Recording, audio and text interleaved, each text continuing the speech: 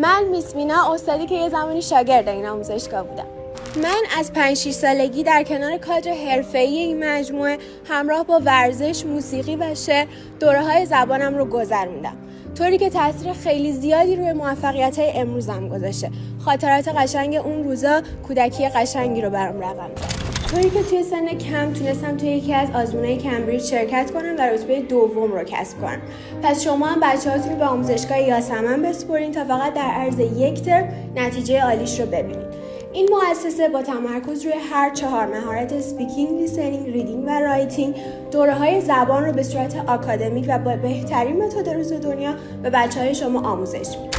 یه نکته مثبت راجع به این مؤسسه اینه که بچه‌ها میتونن بعد از گذروندن دوره‌های زبانشون توی سن 16-17 سالگی توی فصل تابستون اینجا کارآموزی بگذرونن و بعد از اون زیر نظر سوپروایزر و مدیریت همینجا توی همین مجموعه تدریس کنن.